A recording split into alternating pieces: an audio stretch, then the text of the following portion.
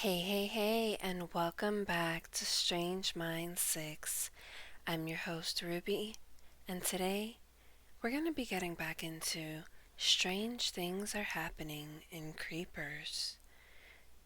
Pen Pals by Edgar Hyde. But before we begin, please hit that like button and hit that subscribe button if you're not already subscribed. We would love for you to join the family. And without further ado, my dear friends, grab a snack, grab a drink, or sit back and relax, and let's get to it. Strange Things Are Happening in Creepers. Pen Pals by Edgar Hyde. Chapter 7. Gate Fells. Candy? You can't be serious, Natasha. You want to take Candy with you. Olivia couldn't believe what she was hearing from her friend.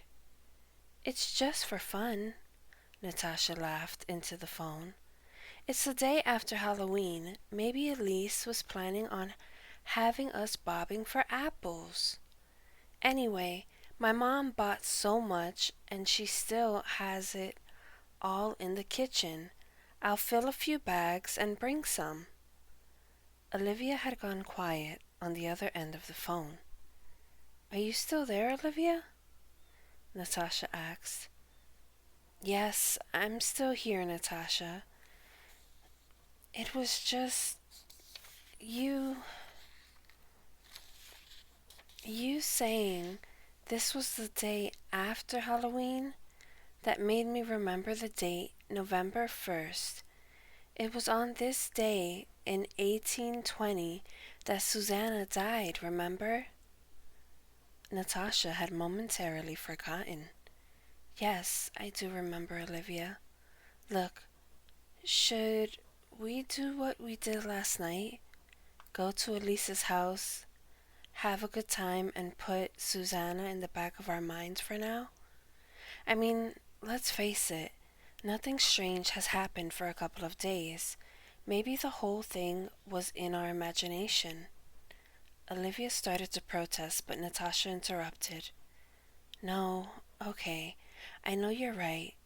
We couldn't have imagined the things that happened.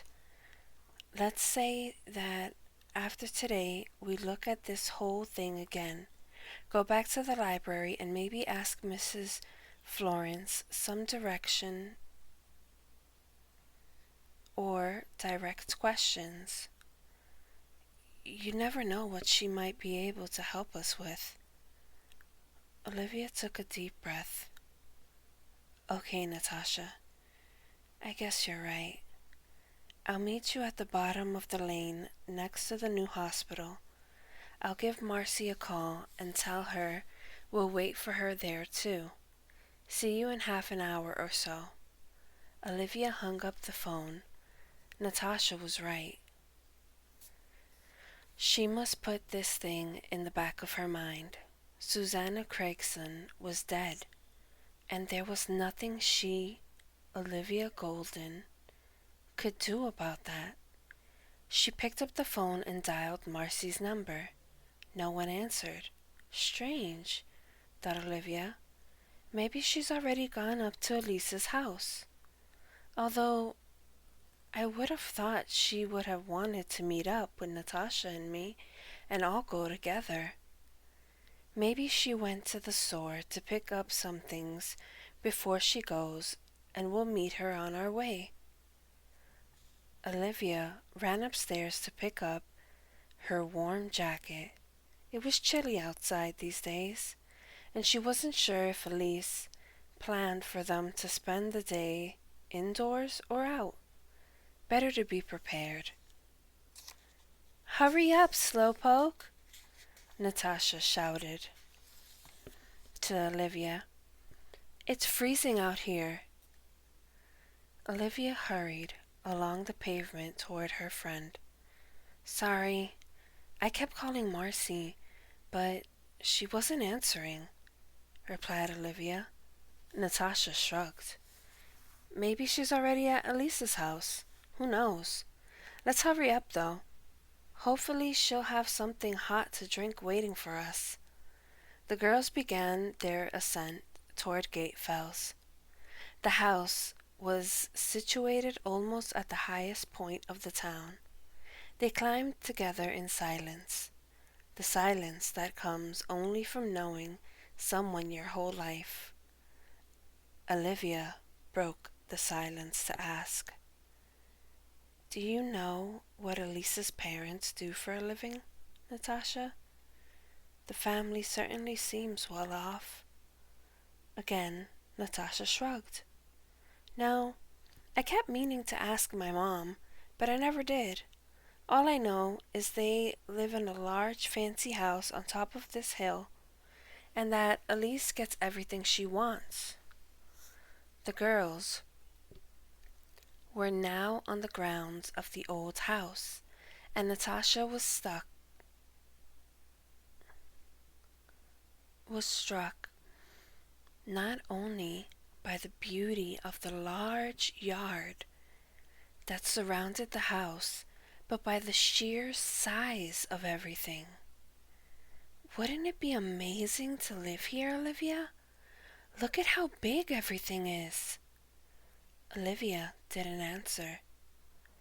Since she had stepped on the grounds of the house, she had been feeling slightly on edge. "Didn't there used to be gates here?"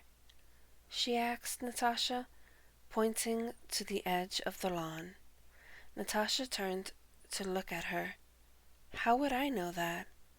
I've only been by this place once or twice before, and both of those times I was in the car. As far as I know, there weren't ever any gates." "Then how is it that I remember iron gates supporting on either side by stone pillars?" asked Olivia. "And I know that oak tree over here used to hold a swing in the summertime."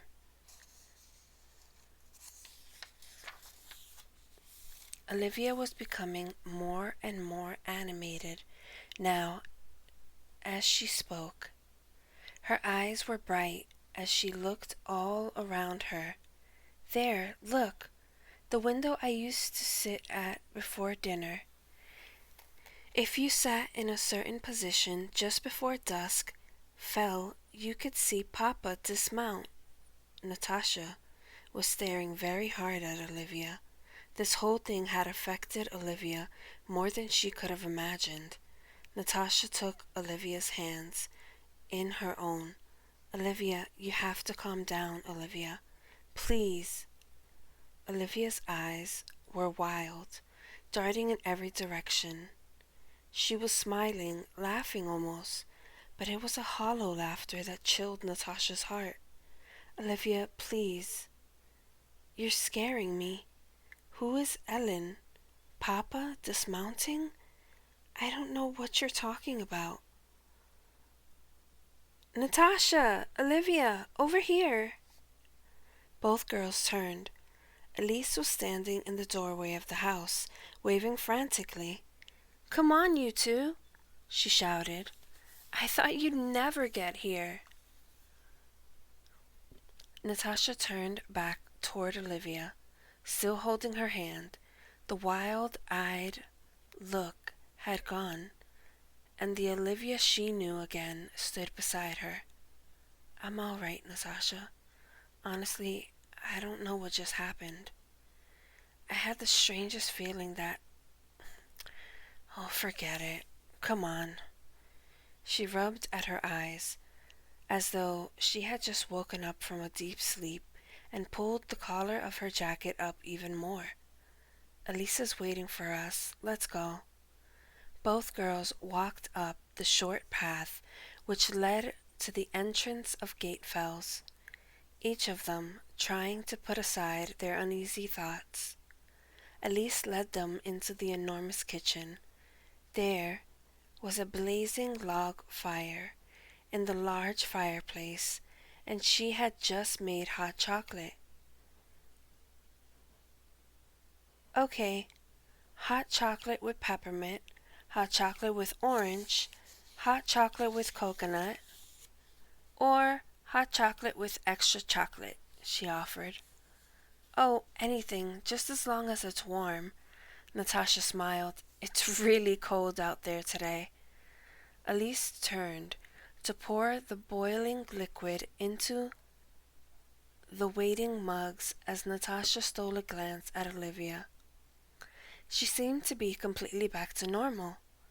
Natasha took the hot mug from Elise gratefully and cupped both hands around it. Thanks, Elise. Is Marcy here? Natasha asked. Haven't seen her yet. Elise joined the girls at the table. I thought you were coming together. Well, yeah, said Olivia. That was the plan, but I couldn't reach her and assumed she was here already. Maybe we can call her again in a little bit. Elise nodded. Sure, why not? Listen, if you've started to warm up, give me your jackets and I'll hang them up for you. Then we can get them when we go back outside. We're going outside? Asked Natasha. My toes are just beginning to thaw out, and you're talking about going back outside? Oh, don't be such a wimp, Natasha. Elise dug the girl playfully in the ribs as she walked past her to hang the jackets. It's only November. There's a lot colder weather to come.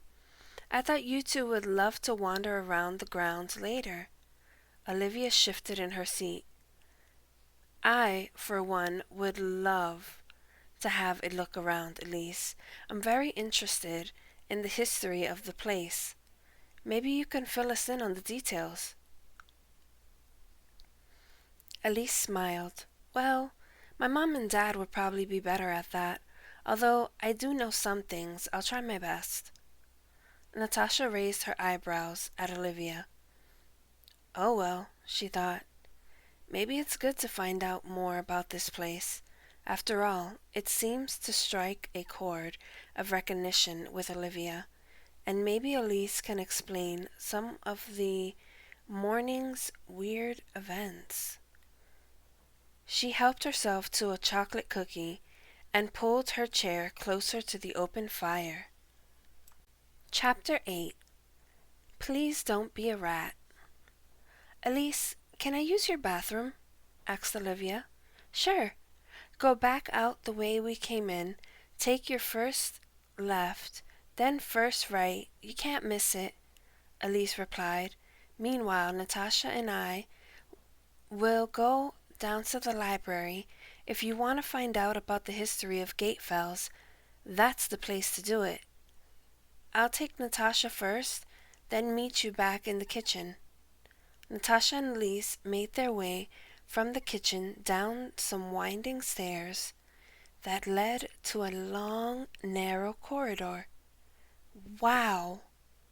Exclaimed Natasha. Are these your ancestors? She looked at the rows of paintings that lined the corridor. Yes, some of them are, Elise replied. That's Great-Uncle Nicholas, and that's his wife in the small painting above his. Don't think they had any children. Okay, almost there. The passageway was getting darker and darker the further the girls traveled. Suddenly, Elise stopped in front of a door. She tried to turn the handle. It's a little stiff, not used much these days. She gave it a hefty push, and the door slowly opened. Where's the light? Asked Natasha as she peered into the darkness. To her utter surprise and amazement, she felt a push from behind. Elise, what are you doing? She screamed. Elise smiled in the dark passageway and gave one final push. Sorry, Natasha, she muttered as she locked the door from the outside. No hard feelings. Just need to get you out of the way for now. Natasha plunged into darkness. She had fallen down the small flight of stairs inside what appeared to be some sort of cellar. "Elise!" she cried. "Let me out of here!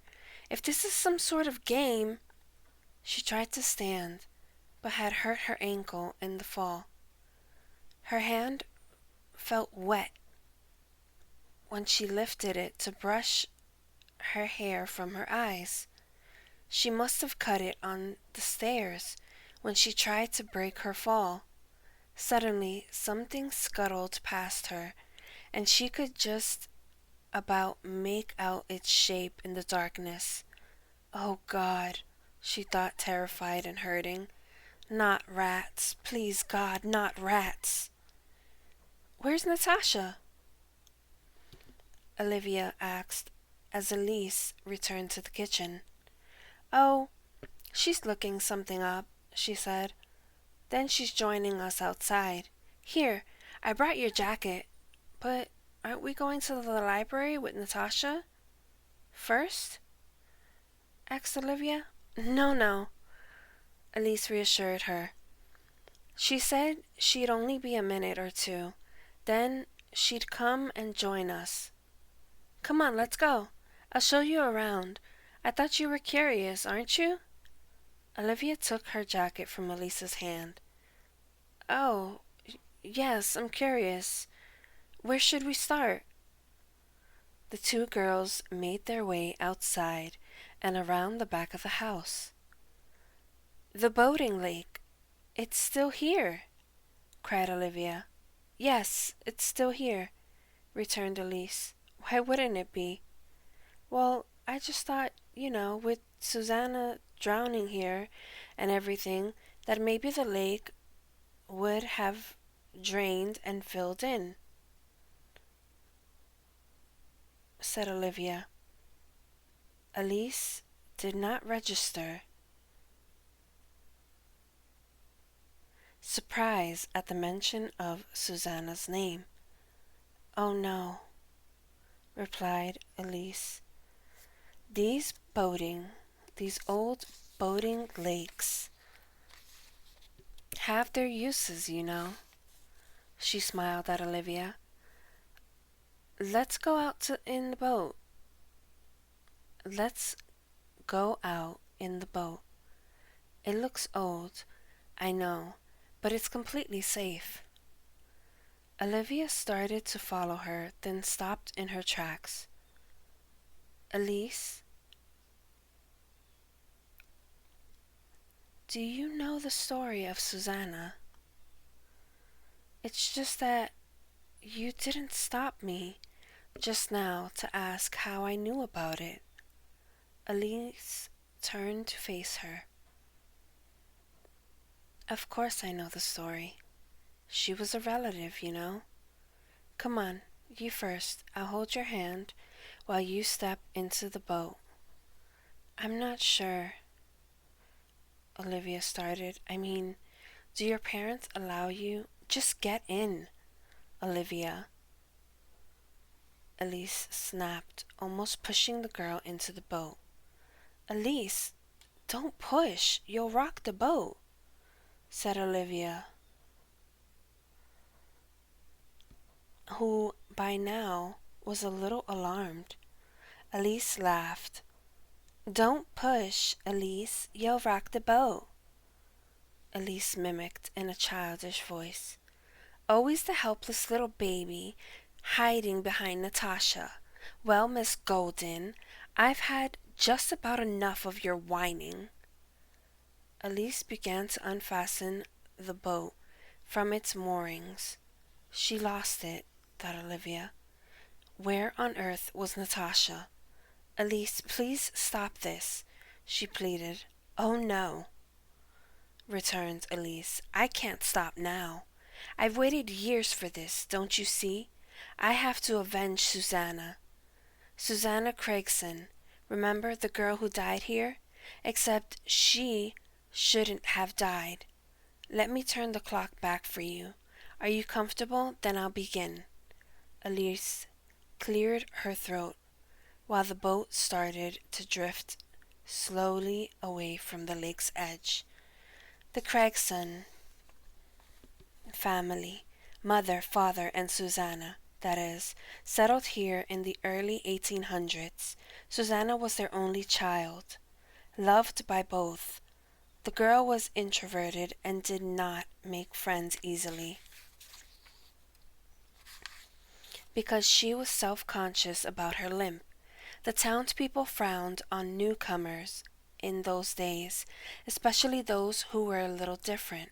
One day, however, a woman knocked on the door of Gatefels to ask whether or not the Craigsons needed a housekeeper. Mrs. Craigson was unsure at first, having managed so far to keep the house tidy on her own. But when she invited the woman in and opened the door wide, she saw the woman also had a daughter, roughly the same age as Susanna. There was no mention of a husband, however. Mrs. Craigson took pity on the two and hired the woman as a housekeeper. She probably thought the young girl would be company for her own daughter. Ellen, the housekeeper, worked diligently from morning to night. At first, she kept her daughter with her in the kitchen, but then, finding that Susanna would sit outside staring into the kitchen as though she was waiting for the girl, she gradually allowed her daughter, Gemma, to spend time with Susanna. The two girls soon became inseparable, and the Craigsons' household was filled with their laughter. The Craigsons were delighted with the way things were progressing and told Ellen, as she served their evening meal, how it had been a fortunate day when she came to Gatefels. Of course, these things are never what they seem, are they? Elise paused and glared at Olivia. Just as you're probably not what you seem either, Olivia. Little Miss Goody Two-Shoes, are you scared? Wish your friend was with you? She laughed again and pushed the boat out a little further with the paddle. Anyway, Gemma, underneath it all, really carried a big chip on her shoulder, you see. She had started off life as an illegitimate child, and it was a big deal then, you know. She felt inferior to Susanna, and she hated having to watch her mother work from morning to night, making sure everything was done for the Craigsons' comfort. So she came up with a plan, very straightforward and logical. I guess if you need to get rid of someone, since they had happened to have a boating lake right on their doorstep, she would simply need to take Susanna out on the lake one day and drown her. She planned it right down to the smallest detail. She believed that if Susanna was out of the picture, then there was the possibility that Mr. and Mrs. Craigson would become even more attached to her and maybe even adopt her. Although she didn't exactly want to be parted from her mother, being adopted would mean she would inherit the Craigsons' wealth, and she and her mother would never have to beg, borrow, or steal again.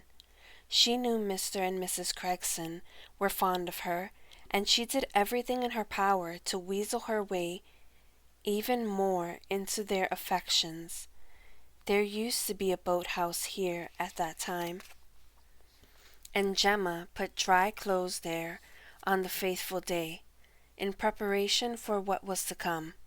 Mr. and Mrs. Craigson had gone into the town to pick up the new dress Dade had made for Susanna's birthday party.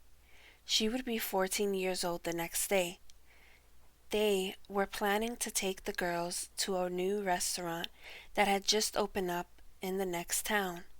Gemma had been giving one of Susanna's hand-me-downs to wear, a perfectly good dress which fit very well, but to Gemma it was the final straw. As the Craigsons set off that morning, Gemma made sure they saw her dressed in her outdoor clothes. "I'm just going to visit old Mrs. Lawrence," she told them. "Mama says she's not been well recently, so I'll take over some of her herbal coffee medicine to ease her chest a bit."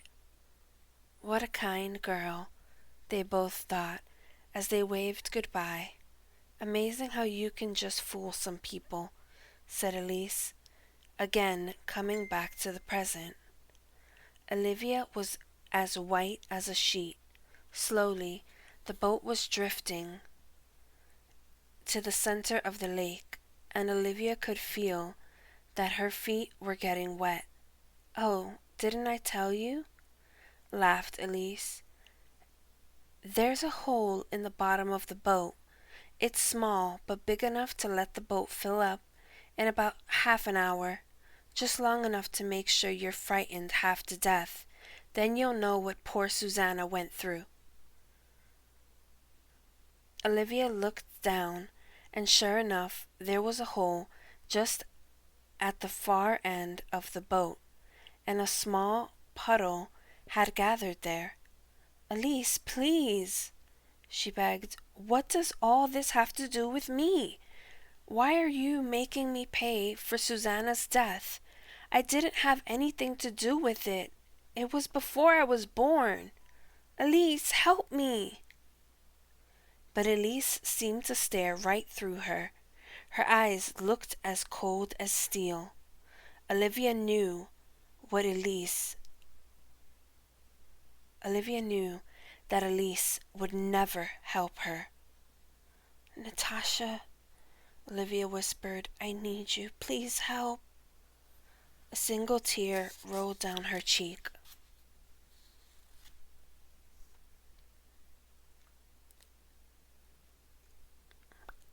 Chapter 9. Please Hear Me. Natasha had managed to drag herself to an upright position. Her eyes were becoming accustomed to the dark, and she could see there was a deep cut in her hand. She took off one of her socks, slipped her shoe back on, and wrapped the sock around her hand as best as she could. The rats, she thought, she had heard earlier, had either scuttled back into the blackness, or were maybe just small mice, which were no doubt more frightened of her than she was of them. She tried to think. She had absolutely no idea why Elise was doing this. All she did know was that she had to get out of here and fast. Who knew what sort of trouble Olivia was in? It was beginning to get even colder in here, and there were no windows, so sunlight permeated the room. Then, suddenly, Natasha saw the reason for the sudden burst of cold. The slight figure of Susanna Craigson had appeared in the corner of the room. Natasha limped back in fear until her back was pressed hard against the wall, and she couldn't move any further. "Natasha, please hear me." Susanna started. "Don't be afraid." She held out her hand toward the terrified girl. "Please, believe me. I'm here to help you. You must get out of here. Elise has Olivia." "Elise has Olivia? Where?"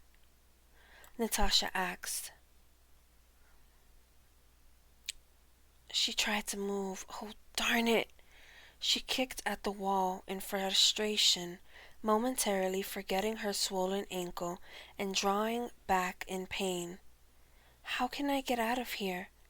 Natasha asked. There aren't any windows. The door won't budge. What am I supposed to do? Somewhere in the back of her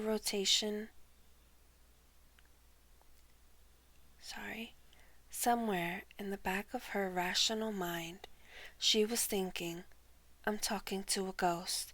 I've completely lost it now. I'm talking to a ghost.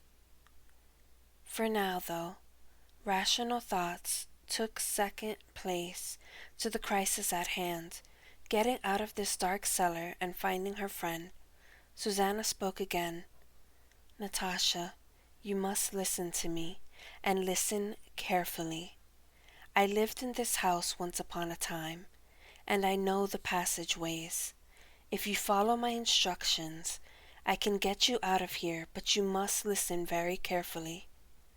Natasha nodded and said, I'm listening. Susanna turned toward the wall opposite the door and pointed to a large stone that jutted out more than the others. If you press this, it will open a passageway that leads to the kitchen. Just inside the doorway, before you proceed down the passage, put your hand into the hole in the wall on the left, and you will be able to feel a candle and some matches. They have been there since my time in this house, and now you must make use of them.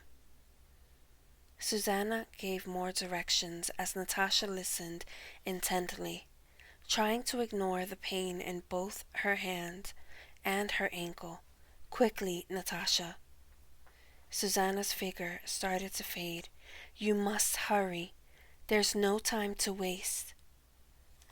As the girl disappeared completely from view, Natasha moved toward the stone and pressed hard. As Susanna had said, the wall began to move slowly, not having been moved for years, and revealed a large passageway. She felt to the left of her and found the candle and lit it with a match. Then she began to limp as fast as she could along the passageway. The boat was almost a quarter full by now. Olivia was desperately trying not to panic, as she knew any movement she made in the boat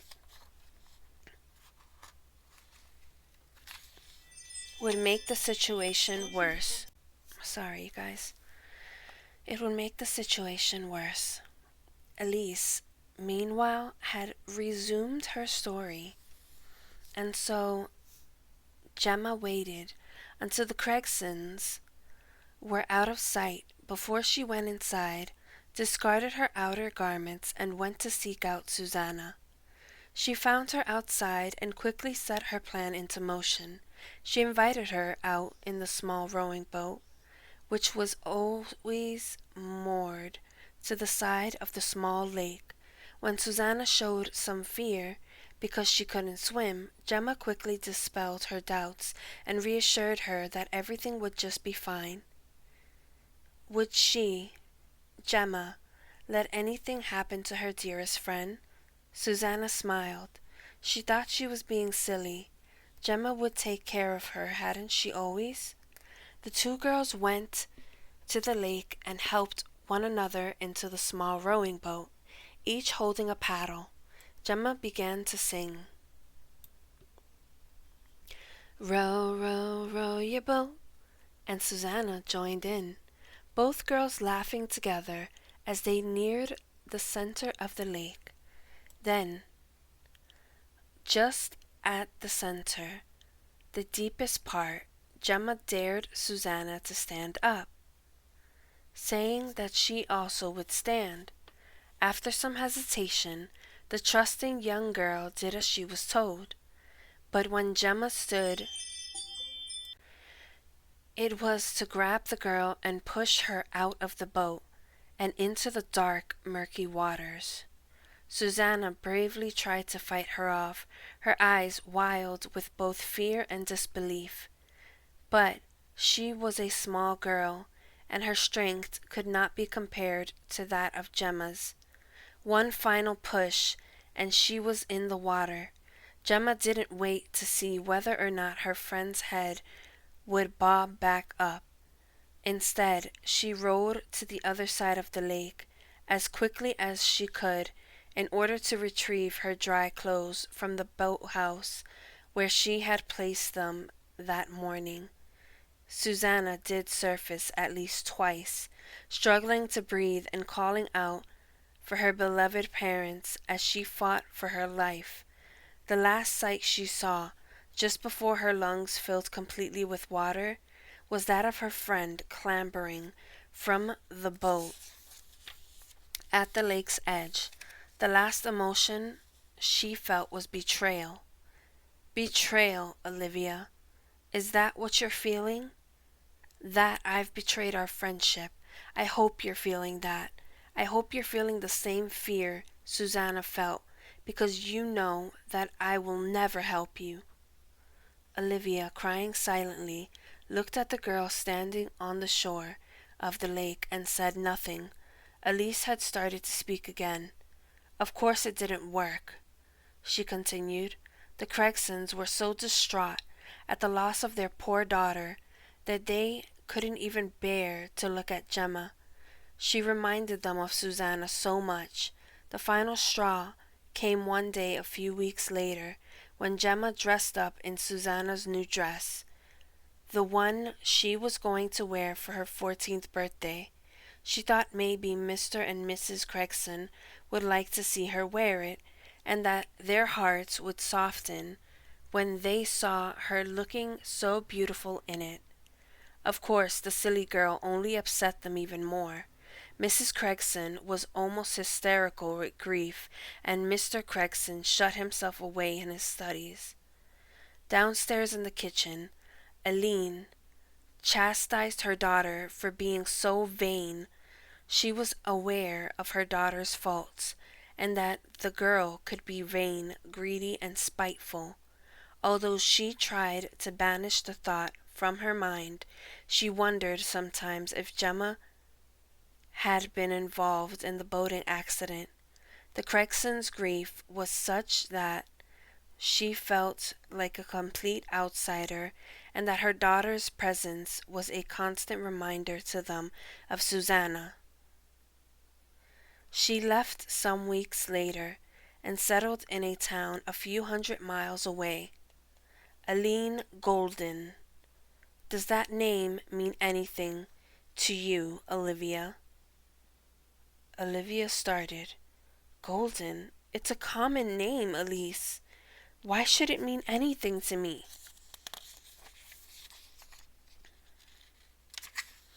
Because you are related. That's why, Olivia. She wormed her way into poor Susanna's heart and then disposed of her when she felt like it. Do you know what my mother's maiden name was, Olivia? Gregson. Yes, that's right, Gregson. Susanna was family, but your greedy relative decided to snuff out her life, do away with her in order to try and inherit her money. Sad that it didn't work, Olivia. Us Gregsons, however, are strong. Susanna's father had sisters and brothers scattered throughout the country, and one of the younger brothers and his wife came here to Gatefells to settle down and make sure that the family line was continued. So here I am, and there you are. Elise glanced in Olivia's direction. Not long now, she thought. The boat was just about to topple. Olivia, hold on, I'm coming. Olivia turned in the direction of the voice. Marcy was running toward her with an older man, her father. Olivia later realized. Elise looked up, dismayed, only to see that Natasha had escaped and was limping toward the lake. However, Marcy's father was the only one who jumped into the lake and swam out toward the almost capsized boat. He was the one who pulled Olivia from the boat and half dragged, half swam with her back toward the bank. and he was the one who held her gently in his arms while she cried. Chapter 10. Oh, Susanna, thanks for everything. The girls found out the next day that Elise had called Marcy to tell her that the plans had been cancelled and to not bother coming. Marcy, however, returned from a shopping trip with her mother and called Natasha to meet up with her that afternoon, only to be told by Mrs. Morrison that Natasha and Olivia were at Gatefell's. Never having trusted Elise much anyways, Marcy suspected something was going on and asked her father to take her to Elise's house. A few days ago, Natasha and Olivia placed small bunches of flowers on the grave and sat quietly for a moment before getting up to leave the cemetery. "Goodbye, Susanna," whispered Olivia, "and thanks for everything." Natasha linked arms with her best friend. What a shame. Nobody could have saved her in that time. Guess it just wasn't meant to be. Natasha sighed. At least we've still got you. She smiled and hugged her friend. Natasha still limped slightly from her fall in the cellar. The doctor said it was just a very bad sprain, and she should get rest as much as possible. No more soccer for a few weeks, she joked with Olivia. What do you think will happen to Elise? Asked Olivia. Who knows? Natasha replied. Probably a suspension or something. She deserves it. Olivia turned to close the gate to the cemetery and noticed one of the graves was strewn with fresh flowers.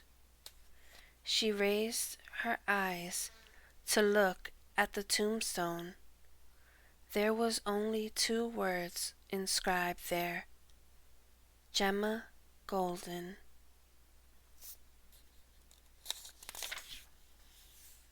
And that is the end of the book, my dear friends. Tune in next video as we read Strange Things Are Happening in Creepers, The Golden Goblet by Edgar J. Hyde.